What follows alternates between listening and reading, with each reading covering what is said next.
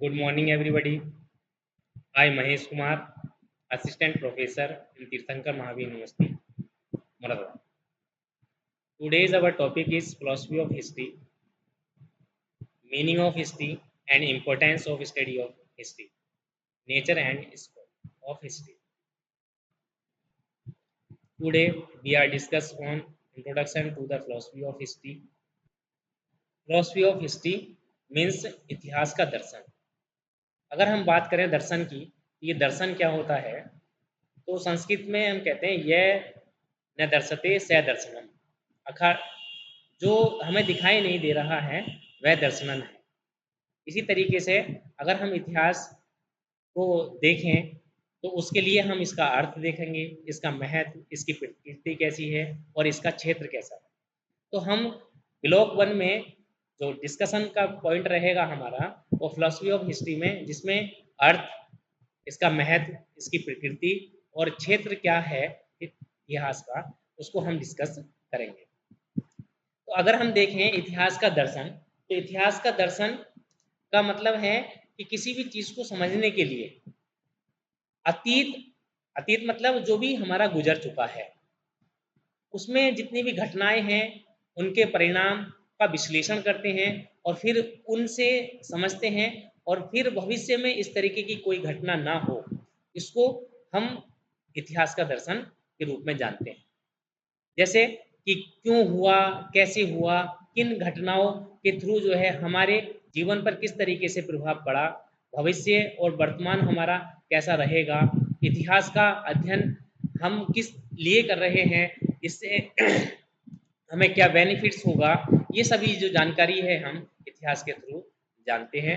और इन्हीं घटनाओं के आधार पर हम भविष्य की कल्पना करते हैं कि क्या जो है इतिहास हमारे जीवन में वो सभी चीज़ें देगा जिसकी जो है हम कल्पना करते हैं. जैसे कि कहते हैं कि भूतकाल वर्तमान की कुंजी होता है, इसी तरीके से इतिहास में जो हमारे अतीत में गुजर गया है उनको हम किस तरीके से हम भविष्य में संजो कर रखेंगे, और भविष्य में इस तरीके की कोई प्रॉब्लम ना आए उनको जो है हम ध्यान से देखेंगे. तो अगर हम देखें कि इतिहास का अर्थ, तो इतिहास का अर्थ मतलब कि जो भी अतीत में घटनाएं हैं जिनका व्यक्तियों के द्वारा अध्ययन किया जाता है, यानी कि अतीत की घटनाओं के अध्ययन को हम इतिहास कहते हैं. अर्थात जो हो चुका है, मानव जाति द्वारा जिन क्रियाकलापों को कर दिया गया है, इसमें समाज भी आता है और उनका जीवन किस तरीके से है, वो अपने आप को किस तरीके से रखते हैं, इन सभी को संजोकर जिस प्रक्रिया के थ्रू हम रखते हैं, इसकी स्टडी करते हैं, उसको हम इतिहास कहते हैं.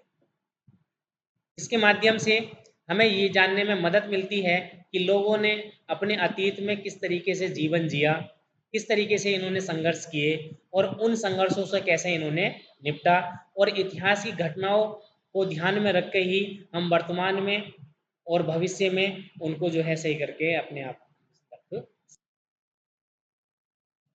इतिहास को जानने के बहुत सारे पर्सपेक्टिव्स हो सकते हैं, जिसमें जिसको हम दृष्टिकोण भी कह सकते हैं. जैसे इतिहास के विभिन्न दृष्टिकोण हो सकते हैं.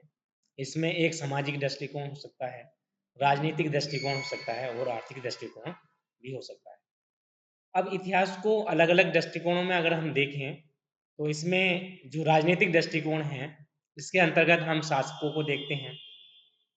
शासकों ने किस तरीके से युद्ध किए, उन्होंने किस तरीके की राजनीतिक घटनाएं उनके साथ हुई, किस तरीके से उन्होंने एक दूसरे को परास्त किया, ये सब जो हम देखते हैं वो राजनीतिक दृष्टिकोण के अंतर्गत.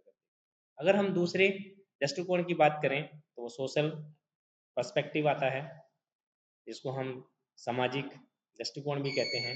इसमें हम समाज का विकास किस तरीके से हो रहा है, संस्कृति किस तरीके से है, और उनकी जो जीवन शैली है वो अपने आप को किस तरीके से जो है समाज के यानी कि इन्वायरमेंट में अपने आप को रख रहे हैं, उनके साथ किस तरीके से क्रियाकलाप कर रहे हैं, ये सब जो हैं वो हम सामाजिक दृष्टिकोण के अंतर्गत देखते हैं. इसमें मेन जो फोकस किया जाता है वो जीवन शैली पर फोकस किया जाता है कि उनका जो लिविंग स्टैंडर्ड है वो किस तरीके से है.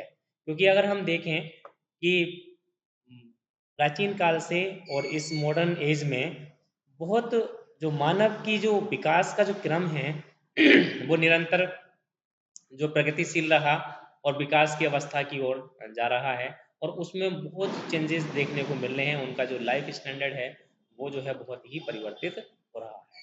तो ये सब जो चीज़ें हैं वो हम किस में देखते हैं, एक मतलब सोशल जो पर्सपेक्टिव है उसके अंतर्गत हम देखते हैं।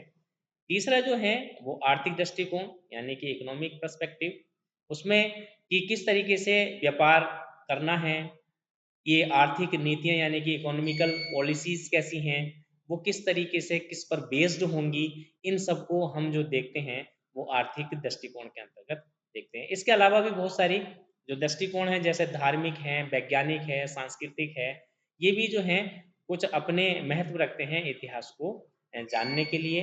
जैसे कि धर्म के आधार पर अगर हम देखें तो आपने देखा होगा कि जैसे कि हिंदू हैं, हिंदुइज़्म है, जैनिज़्म है, बुद्धिज़्म है और ये क्रिश्चियनिज़्म और इस्लाम, ये जो पूरे हैं ये धर्म के आधार पर अपने पूरे सोसाइटी को चलाते हैं।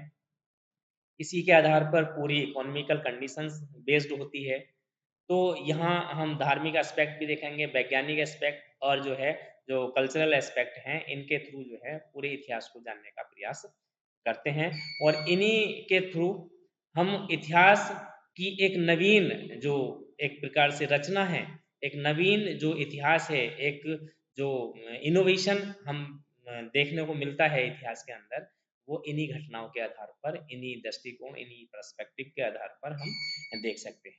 अगर हम बात करें इतिहास के संक्षिप्त परिचय की, तो इतिहास में जो मानव की उत्पत्ति हुई है, जब से लेकर अब तक जितनी भी हम घटनाएँ घटित हुई हैं, उनको अगर एक स्थान पर सही करके उसको रख दिया जाए, एक सिस्टमैटिक ढंग से, तो उसी को हम क्या कहते हैं? इतिहास कहते हैं। और इस इतिहास में मानव के विकास क्रम को बताया जाता है कि उन्होंने किस-किस तरीके की चुनौतियों का सामना करना पड़ा। जैसे कि हम अगर बात करें कि प्री हिस्ट्री, तो प्री हिस्ट्री में जिसमें मानव को कोई ज्ञान ही नहीं था और 3 पार्ट में बँटा हुआ था जिसमें पैलियोलिथिक, मेसोलिथिक और न्यूलिथिक। तो उसमें ये पूरा जो मानव है वो खानाबदोश टाइप का हुआ करता था, इधर से उधर घूमता रहता था और अपने जीवन यापन करने के लिए दूसरों पर निर्भर रहता था। और इसके बाद जो मेसोलिथिक वाला टाइम आया, जिसको हम मध्य पाषाण काल भी कहते हैं, तो उसमें थोड़ा-सा इनको ज्ञान होना स्टार्ट हुआ और वो अब जानवरों को मारने के साथ-साथ उनको पालना भी उन्होंने स्टार्ट कर दिया। और इस तरीके से जब उसने मानव ने जानवरों को पालना स्टार्ट कर दिया, तो एक स्टेबिलिटी टाइप की उनके अंतर्गत आने लगी और उसके बाद जो है इन्होंने न्यूलिथिक पीरियड में प्रवेश किया, जहाँ पर इन्होंने कृषि को करना स्टार्ट कर दिया, एग्रीकल्चर करनी स्टार्ट कर दी और फिर इनका जो परमानेंट सेटलमेंट है वो हमें इसमें देखने को मिलता है। तो यहीं पर हम इसमें बताना चाह रहे हैं कि इतिहास अतीत की घटनाओं का एक ऐसा संकलन है जो कि भविष्य में हमें संजा कर रखता है। इसमें बहुत सारी हमने जो है विकास के क्रम में सभ्यताएं पढ़ी हैं, जैसे मेसोपोटामिया की सभ्यता है, इजिप्ट की सभ्यता है, चाइना की सभ्यता है और इंडस वैली सिविलाइजेशन है। अगर मेसोपोटामिया की हम बात करें तो मेसोपोटामिया का अर्थ ही क्या होता है कि दो नदियों के बीच का जो क्षेत्र है उसको हम मेसोपोटामिया वहाँ की रीजनल लैंग्वेज में कहते हैं। और यहाँ पर दो नदियाँ हैं जिसमें एक दजला और एक फरात, जिसको यूफ्रेटस और टिग्रिस के नाम से भी जाना जाता है। तो ये पूरा जो एरिया है उसको हम मेसोपोटामिया कहते हैं। इसी तरीके से भारत में अगर हम देखें तो इंडस और इंडस के आसपास का जो एरिया है जिसमें सप्त सैंधव प्रदेश भी कहते हैं, उसमें बहुत सारी नदियां हैं जैसे झेलम है, चिनाब है, रावी, ब्यास, सतलज, ठीक है, काबुल। तो ये सब नदियों के पूरे बेसिन को, जहाँ पर इंडस रिवर और उसकी जितनी भी सब्सिडरी रिवर हैं, उन सब के जो बेसिन है वहाँ पर जो एक जो सिविलाइजेशन डेवलप हुई उसी को हम क्या कहते हैं, इंडस वैली सिविलाइजेशन कहते हैं। इसी में हम चाइना देखें तो चाइना की जो सभ्यता है जो कि हवांगो रिवर के जो है कोस्ट पर डेवलप हुई। इसी तरीके से इजिप्ट जो कि नाइल रिवर के कोस्ट पे जो है डेवलप हुई। तो ये जो क्रम दिखाता है कि इतिहास में मानव की उत्पत्ति किस तरीके से हुई, इतिहास हम जो पढ़ रहे हैं वो क्यों पढ़ रहे हैं, उसके पीछे कारण क्या है और उसका हमें जो है बेनिफिट क्या मिलेगा। ठीक है। अब इसी तरीके से इतिहास की अध्ययन की आवश्यकता हमें क्यों पड़ी, तो इतिहास के थ्रू जो है हम जानते हैं कि भूतकाल में हमने किन किन गलतियों को देखा था, इन गलतियों से हमने क्या क्या सीखें मिली और भविष्य में इस तरीके से कोई गलती ना हो जिससे हमारा समाज, हमारी संस्कृति, हमारा जो एक प्रकार से सोशल जो एक प्रकार से कनेक्शन है वो खराब ना हो। तो गलतियों से सीख लेना को ही हम जो है क्या कहते हैं, इतिहास के अंतर्गत रखते हैं। और इतिहास को पढ़ने का मेन उद्देश्य ही ये है कि हम भविष्य में ऐसी कोई घटना ना करें जो कि हमारे जो है पूर्वजों ने की हैं और उन्होंने जो गलतियां की उन गलतियों को हम किस तरीके से अपने सही से रख सकते हैं। अब अगर हम देखें इतिहास और समाज, तो इतिहास में हम बहुत चीज़ें देखते हैं, उसमें कई तरीके के व्यक्ति रहते हैं, उनके जो है इतिहास में समाज का गहरा संबंध होता है, समाज का विकास किस तरीके से हुआ है, वो किस बेस किसके आधार पर जो है हम अपने पूरे जो सोशल कंडीशन है और आपकी इकोनॉमिकल कंडीशन है उनको किस तरीके से खड़ा करते हैं। तो ये हम सब किस में देखते हैं, आपके इतिहास और समाज के अंतर्गत देखते हैं और इसी के अध्ययन को हम जो है समाज और इतिहास का अध्ययन कहते हैं। अब अगर हम देखें इतिहास और संस्कृति, अब यहाँ मैं बताना चाह रहा हूँ तो इतिहास जैसे हमें पता है कि अतीत की घटनाओं का एक सही ढंग से उसको सिस्टमेटिक ढंग से रखना ये इतिहास कहलाता है।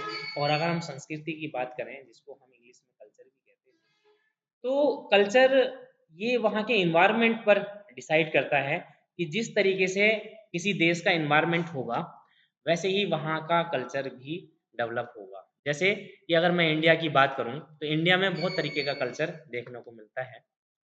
अगर हम राजस्थान में जाएँ तो राजस्थान में वहाँ का रहन-सहन, खान-पीन वो अलग होगा। साउथ में जाएँगे तो वहाँ पर वहाँ का रहन-सहन, खान-पान वो अलग होगा। इसी तरीके से नॉर्थ ईस्ट में जाएँगे, तो कहने का मतलब मेरा ये है कि ये जो सब कल्चर है, वो एक प्रकार से ज्योग्राफिकल कंडीशंस के आधार पर निर्धारित होता है। जैसे कि मैंने एक उदाहरण दिया कि राजस्थान में, तो राजस्थान में आप देखेंगे कि जो वहाँ का क्लाइमेट है, वो काफ़ी गर्म है, हॉट टाइप का है। उसके पीछे भी कारण क्या है कि एक अरावली रेंज है और अरावली रेंज जो है वो राजस्थान को 2 पार्टों में डिवाइड कर देती है, जिसमें जो वेस्टर्न पार्ट है उसको हम मारवाड़ कहते हैं और जो ईस्टर्न पार्ट है उसको हम मेवाड़ कहते हैं। तो यहाँ पर अत्यधिक गर्मी होने की वजह से व्यक्ति जो हैं अपना जो पहनावा है वो लाइट कपड़े पहनते हैं। और जैसे डेज़र्ट एरिया में रहते हैं तो डेज़र्ट एरिया में होता क्या है कि बहुत लू चलती हैं और धूल भी चलती है, तो जिससे वो आँखों में, कानों में घुस जाती है। तो इसके लिए वो एक बहुत बड़ा मोटा-सा बाँधते हैं और अपने जो कपड़े हैं वो थोड़े-से वो फैलाकर रखते हैं, जिससे कि कोई भी गर्म हवा आ रही है, विंड आ रही है तो वो वहीं पर रुक जाए और आगे तक ना जाए। तो इसी तरीके से अगर हम वहाँ के जैसे जानवर हैं, तो जानवर वो इस तरीके के पालेंगे जो कि पानी की खपत जो है कम करें, जैसे ऊँट है, बकरी है, ठीक है? तो ये जो है जानवर कम पानी लेते हैं और वो अपने जो है जीवन यापन वहाँ पर करते हैं। इसी तरीके से अगर राजस्थान के हम ईस्टर्न पार्ट की करें जिसको हम मेवाड़ कहते हैं, तो वहाँ पर थोड़ा हरियाली टाइप से हमें देखने को मिलेगी। तो वहाँ का रहन-सहन अलग होगा, वो जो हैं अलग तरीके के कपड़े पहनेंगे, उनका खान-पान अलग होगा। तो ये सब जो डिपेंड करता है, वो आपका क्लाइमेट के आधार पर करता है। तो कहने का मतलब अब संस्कृति को हम जानें कि संस्कृति मतलब हमारी भाषा कैसी है, हमारा रहन-सहन किस तरीके का है, हमारी बोलचाल किस तरीके की है, हमारा लिविंग स्टैंडर्ड कैसा है, तो ये सब हम जिसके अंतर्गत रखते हैं उसको हम संस्कृति कहते हैं। अब हम बात करते हैं हिस्ट्री एंड एजुकेशन। तो इतिहास का अध्ययन शिक्षा का एक बहुत महत्वपूर्ण हिस्सा होता है, क्योंकि ये छात्रों को अतीत की घटनाओं के बारे में बताता है, उनके जो इम्पैक्ट पड़े हैं उनको समझने में मदद करता है। इतिहास का अध्ययन के थ्रू हम जो है छात्रों को बताते हैं कि आलोचनात्मक अध्ययन किस तरीके से किया जाएगा, अपनी सोच को किस तरीके से डेवलप किया जाएगा, किसी भी मैटर पर उसका विश्लेषण कैसे करेंगे, हम किसी भी चीज़ को किस तरीके से समझ सकते हैं। इन सभी चीज़ों को देखने के लिए हमें इतिहास और शिक्षा को समझना बहुत ज़रूरी है, जिसके माध्यम से हम अतीत की घटनाओं का जो है उसको अध्ययन कर सकते हैं और भविष्य में एक बेहतर निर्णय जो है ले सकते हैं। और इसी से हम अतीतों से ही सीखते हैं कि भविष्य में हमें क्या करना है। अब अगर हम देखें कि ऐतिहासिक घटनाएं कुछ इस तरीके से हो जाती हैं जिन घटनाओं को की पुनरावृत्ति ना हो, कि जैसे कि विश्व युद्ध आपने देखा होगा, स्वतंत्रता संग्राम हमने देखे हैं, सामाजिक आंदोलन जैसे देखे हैं, कुछ ऐसी सामाजिक कुरीतियाँ हैं जो कि समाज में थीं। तो इन सब का जो अध्ययन है हम इतिहास के अंतर्गत करते हैं और इस तरीके की भविष्य में कोई घटना घटित ना हो, इन सबको जो है हम इतिहास के थ्रू ही जानते हैं। क्यों? क्योंकि हमें इनका पता है कि अगर ऐसी कोई घटना हुई तो भविष्य में उसका जो है हमारे प्रति किस तरीके का उसका प्रभाव पड़ेगा, उसका नेगेटिव इम्पैक्ट पड़ सकता है, और कोई अगर घटना हुई तो उसका हमारे पास पॉजिटिव इम्पैक्ट किस तरीके से होगा। तो इन्हीं के आधार पर हम इतिहास का अध्ययन करते हैं।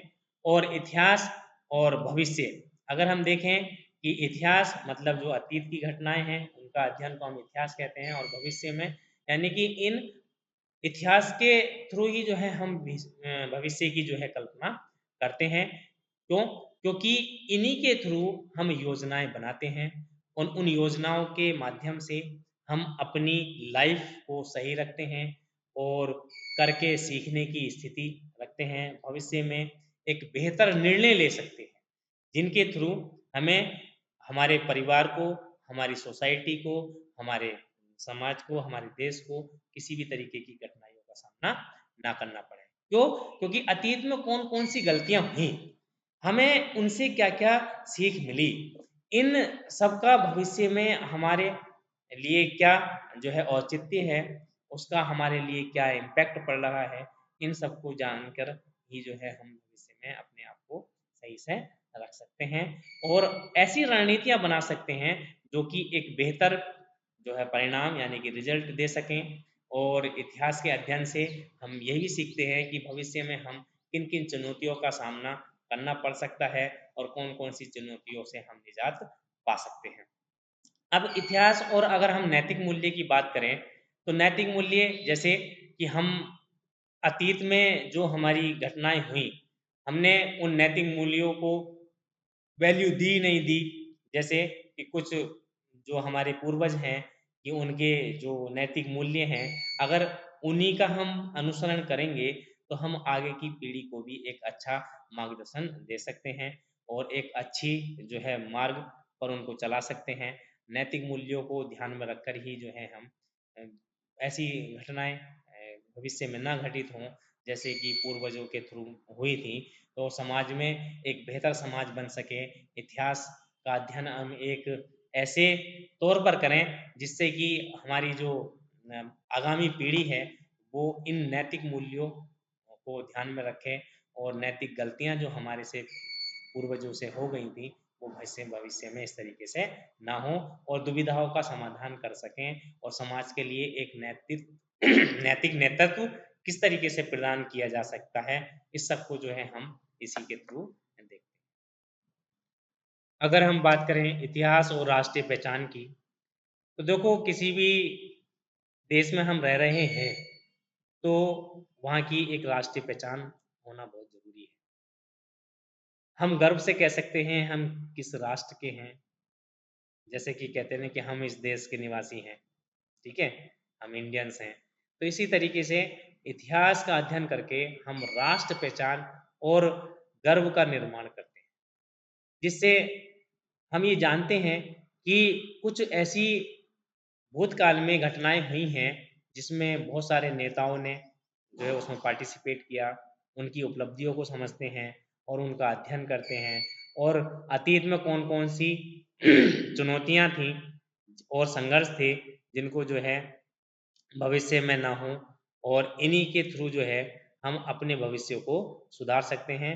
और एक जो राष्ट्रीय पहचान है अपने देश को, जो हम एक राष्ट्रीय पहचान दे सकते हैं कि कोई व्यक्ति किस देश का है, अपनी जो है वो पहचान बनाता है। और यही ये दिखाता है कि अपने देश के इतिहास से हम क्या सीखें और भविष्य के लिए क्या बेहतर योजनाएं बनाएं, जिससे कि हमारा जो देश है वो सही से चलें और अच्छे जो है परिणाम दे, अच्छे रिजल्ट्स दे। तो ये तभी हो सकता है जब हम जो है इतिहास को पढ़ें और इतिहास के थ्रू जो है राष्ट्रीय चेतना का जो है हम मार्गदर्शन करें। इसी तरीके से हम देखें इतिहास और वैज्ञानिक दृष्टिकोण, तो इसमें भी बहुत बड़ा संबंध है। ये भी देखने को हमें मिलता है कि हमारे पास बहुत सारे स्रोत हैं, जिन स्रोतों को हम यूज़ करते हैं और उन सोर्सेस के थ्रू हम अपनी लाइफ में बहुत सारा सुधार करते हैं, और सही समय पर सही रिसोर्सेज का यूज़ करके एक अच्छी से अच्छी जो है एक विकसित अर्थव्यवस्था को बनाते हैं।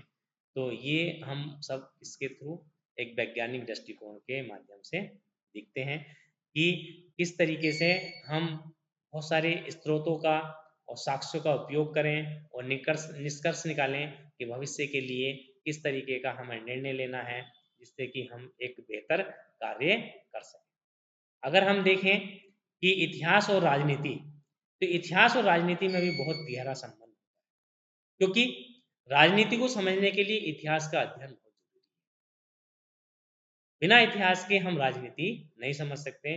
क्यों? क्योंकि पूर्वजों के थ्रू जितनी भी घटनाएं घटित हुई हैं, उनके किस तरीके से उन्होंने किसी पर युद्ध किया, किसी को हराया, किसी से जो है कोई चीज़ें जो हड़पी, और उसका जो इम्पैक्ट देखने को मिलता है वो भविष्य में मिलता है। तो एक अच्छी राजनीति को समझने के लिए इतिहास को जानना बहुत ही ज़रूरी है, क्योंकि बहुत सारी राजनीतिक घटनाएं हुई हैं, बहुत सारे नेताएं हुए हैं, उन्होंने अपनी नीतियां बनाई और नीतियों के थ्रू जो है हम जो है अपने आप को चलाते हैं। जैसे मौर्य काल में हम चाणक्य नीति को देखते हैं, ठीक है, गुप्त काल में हम गुप्त वंश को देखते हैं। इसी तरीके से अब हम दिल्ली सल्तनत में बहुत सारी जो है डायनेस्टीज आई, जिसमें गुलाम डायनेस्टी, खिलजी डायनेस्टी, ठीक है, Tughlaq dynasty, Syed dynasty, Lodhi dynasty, ये और उनके बाद जो है मुगल आए। तो ये सब हम इतिहास में पढ़ते हैं, और इन्होंने किस तरीके से अपनी नीतियों का पालन किया, और उन नीतियों से ही हम जो है राजनीति में घुसे। और राजनीति को सही करके समझने के लिए इतिहास को समझना बहुत ही ज़रूरी है। इसलिए हम कह सकते हैं कि इतिहास जो है हमें समाज और देश के लिए एक बेहतर राजनीतिक निर्णय लेने में भी सक्षम बनाता है, जिसके थ्रू जो है हम अपने आप को सही से रिप्रेजेंट करते हैं। अगर हम बात करें इतिहास के दर्शन में, तो हिस्टोरिकल रिसोर्सेज, जिसको हम ऐतिहासिक स्रोत भी कहते हैं, जिनके माध्यम से हम इतिहास का अध्ययन करते हैं। तो इतिहास का अध्ययन करने के लिए हमारे पास आर्कोलॉजिकल सोर्सेज होने चाहिए, लिटरेरी सोर्सेज होने चाहिए। और आर्कोलॉजिकल सोर्सेज में जैसे कॉइन्स हैं, मॉन्यूमेंट्स हैं, फॉसिल्स हैं, ठीक है, इस तरीके से ये आर्कोलॉजिकल सोर्सेज के अंतर्गत आ जाते हैं। इसी तरीके से लिटरेरी सोर्सेज, जिसको हम दो पार्टों में डिवाइड करते हैं, एक इंडियन लिटरेरी सोर्सेज और एक foreign literary sources. Indian literary sources में भी दो तरीके से, एक आपका रिलीजियस लिटरेरी सोर्सेज और नॉन रिलीजियस लिटरेरी सोर्सेज। तो रिलीजियस लिटरेरी सोर्सेज में जिनका अध्ययन हम जो है मतलब ऐसे सोर्सेज जिसमें धर्म का महत्व हो, जैसे हिंदुइज्म, जैनिज्म, बुद्धिज्म और जो है इस्लाम। तो इनमें हम उन पुस्तकों का अध्ययन करते हैं जो कि किसी न किसी धर्म से रिलेटेड होती है। जैसे कि अगर हम हिंदुइज्म की बात करें तो उसमें हम वेद पढ़ते हैं, पुराण पढ़ते हैं, उपनिषद पढ़ते हैं, ठीक है। इसी तरीके से अगर हम बौद्ध धर्म की बात कर रहे हैं तो बौद्ध धर्म में बौद्ध के जो लिटरेचर्स हैं उनको अध्ययन करते हैं। और इसी तरीके जैसे उसमें एक अंगुत्तर निकाय है। अब अगर हम बात करें जैनिज़्म की तो उसमें आगम का नाम सुनेंगे, कल्प सूत्र का, भगवती सूत्र का। तो ये सब जो लिटरेचर हैं वो आपके रिलीजियस लिटरेचर्स कहलाते हैं। अगर हम नॉन रिलीजियस लिटरेचर्स की बात करते हैं तो इसमें धर्म का कोई महत्व नहीं होता है। जैसे कि इंडिका जो कि मेगास्थनीज ने लिखी, अर्थशास्त्र जो कि चाणक्य ने लिखा, विष्णुगुप्त, पृथ्वीराज रासो, ठीक है। कलर की जो राजतरंगिणी है, तो ये कुछ सोर्सेज हैं जो कि लिटरेरी सोर्सेज कहलाते हैं और ये नॉन रिलीजियस लिटरेरी सोर्सेज के अंतर्गत आते हैं। अगर हम फॉरेन अकाउंट्स की बात करें तो उसमें चाइनीज ट्रेवलर्स, यूनान के ट्रेवलर्स, अरबी ट्रेवलर्स, ये सब आते हैं। तो इन ऐतिहासिक स्रोतों के माध्यम से ही हम पुरातात्विक साक्ष्य, साहित्यिक साक्ष्य और जो सरकारी दस्तावेज हैं, जैसे उसमें निजी पत्र भी हो सकते हैं, मौखिक साक्ष्य भी शामिल हो सकते हैं। इन सब के माध्यम से हम अपने इतिहास को जानते हैं और एक अच्छा जो है इतिहास बनाने का प्रयास करते हैं। अब बात आई है कि पुरातात्विक साक्ष्य, जैसे कि मैंने बताया कि उसमें आपके सिक्के यानी कि कॉइन्स भी हो सकते हैं। इन कॉइन्सों के थ्रू जो है वहाँ उस समय की पूरी स्थिति को हम देखते हैं कि कोई राजा की जो स्थिति है वो कैसी है। जैसे कि अगर किसी के समय में गोल्ड कॉइन मिली यानी कि उनकी जो इकोनॉमिकल कंडीशंस है वो अच्छी है। किसी के में सिल्वर मिली, किसी के में जो है तांबे की मिली, कॉपर की, किसी के में लेड की मिली। तो ये सब जो कॉइन्स हैं वो उस समय की जीवन जो मतलब एक प्रकार से लाइफ स्टैंडर्ड को दर्शाती हैं। उस समय की जो हमारी इकोनॉमिकल कंडीशंस हैं उसको दिखाती हैं। उसका जो अगर किसी पर जो कॉइन्स पर किसी देवी देवताओं का जो है चित्र आ जाते हैं तो वो वहाँ की धार्मिक कंडीशंस को भी दिखाती हैं। तो ये पुरातात्विक स्रोत यानी कि आर्कियोलॉजिकल सोर्सेस के अंतर्गत आते हैं, जिसमें कुछ अवशेष हो सकते हैं यानी कि फॉसिल्स हो सकते हैं, कलाकृति हो सकती हैं, मॉन्यूमेंट्स हो सकते हैं, ठीक है। और अन्य बहुत फिजिकल टाइप की जो है थिंग्स हो सकती हैं जिनसे हम जो है इन सबको जानते हैं और इन्हीं के थ्रू हमें जो है सामाजिक, आर्थिक और सांस्कृतिक पहलुओं का जो है पता चलता है। इसी तरीके से लिटरेरी सोर्सेज जिनके माध्यम से हम बहुत महत्वपूर्ण स्रोत होते हैं, जिनसे अतीत की घटनाएं, विचार, उनकी नीतियाँ के बारे में जानकारी प्राप्त करते हैं। और ऐतिहासिक साहित्य में जैसे कि सरकारी दस्तावेज हो सकते हैं, निजी समाचार पत्र हो सकते हैं, डायरी हो सकती हैं और आत्मकथाएं हो सकती हैं, अन्य लिखित साक्ष्य हो सकते हैं। जैसे कि मैंने पीछे बताया कि ये जो है 2 तरीके के हो सकते हैं, एक धार्मिक साहित्यिक स्रोत और एक अधार्मिक साहित्यिक स्रोत। तो धार्मिक साहित्यिक स्रोत मतलब जिनका धर्म से कुछ ना कुछ लेन-देन होता है। अधार्मिक में जिनका धर्म से कोई लेना-देना नहीं होता है, उनको जो है हम अधार्मिक साहित्यिक स्रोत के अंतर्गत रखते हैं। इनके माध्यम से हमें अतीत की घटनाओं का पता चलता है कि किस तरीके से जो है ये हमारा जो समाज है वो चलता था और किस तरीके से जो आर्थिक कंडीशंस थी वो हमारी जो है रन करती थी। ये सभी जो है हमें एक जानकारी प्राप्त करवाते हैं। अब इतिहासकारों की क्या भूमिका रही, रोल ऑफ हिस्टोरियंस। तो इतिहासकारों ने जो है बहुत गहन अध्ययन किया और उनकी जो जिम्मेवारियां बनी कि हम अतीत की घटनाओं को किस तरीके से पेश करें, उनको किस तरीके से रखें, जिससे कि हमारी जो आगामी पीढ़ी है उन वो जो है इसका अध्ययन करें और भविष्य में जो है एक अच्छे जो है इतिहास का संकलन करें। तो ये वे अतीत की घटनाएं और क्रियाओं को समग्र करते हैं, जिससे एक विस्तृत चित्र प्राप्त करने में मदद करते हैं।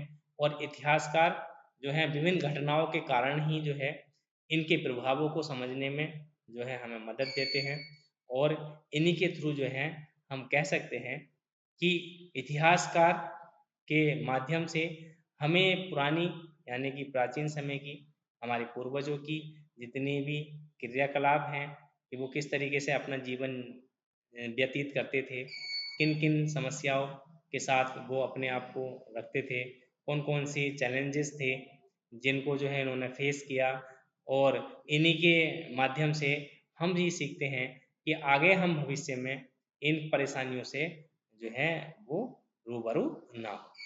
अब अगर हम देखें ऐतिहासिक विश्लेषण की बात करें तो ऐतिहासिक विश्लेषण में कि जैसे कि जो भी प्राचीन समय में कोई घटना घटित हो गई है वो भविष्य में इस तरीके से ना घटित हो। क्यों? क्योंकि उनके कुछ ना कुछ इस तरीके के प्रमाण रहे होंगे जो कि भविष्य के लिए अच्छे नहीं हैं। जैसे कि आपने देखा होगा कि फर्स्ट वर्ल्ड वार हुआ और उसका जो है बहुत बड़ा जो है विश्व को जो है तंज झेलना पड़ा।